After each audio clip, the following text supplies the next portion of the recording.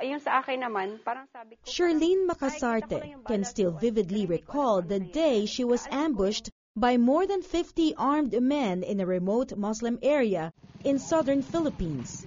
50 to 60 rebels with high-powered guns aiming towards my car. I got my Bible, embraced it, and prayed to the Lord for covering. And then I submitted myself to God. I said, Lord, if this is my time, thy will be done. Just take care of my children and my family. But it turned out that God saved me. A nurse and a public servant, Charlene knew it was a case of mistaken identity. Her attackers belonged to the Muslim rebel group, Moro Islamic Liberation Front, or MILF. They were targeting a leader who formed a faction from the same group. Charlene miraculously survived the ambush. She has about 10 bullet splinters near her spinal cord, head, and other parts of her body. Charlene's brothers saw her suffering and vowed to take revenge. She asked them to forgive. But now a Christian church, the City of Praise, is experiencing reconciliation with Muslims.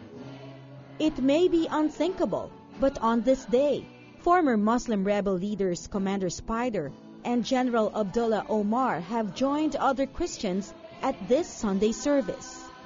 Their group, the Moro National Liberation Front, or MNLF, began waging war against government soldiers during martial law days in the 70s. But all this changed in 2008, when Pastor Paul Abraham and American missionaries held a healing festival in their training camp. They never allowed Christians to enter into their community. They will die. We were given the permission to enter into the community. So they received the vision, they received also the word, the gospel. It was preached to them, the life of Jesus, the death of Jesus Christ, His resurrection, and His offered life in its eternity and also life in its fullness. As these Muslim fighters began studying the Bible, they understood that Isa, Jesus, was the only source of peace.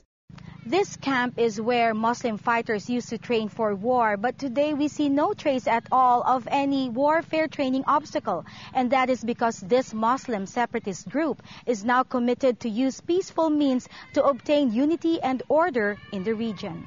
Part of the peace efforts is giving livelihood to the transformed Muslim fighters. This, according to Pastor Paul, is the higher form of jihad, not through armed struggle, but through the expression of the love of God towards others.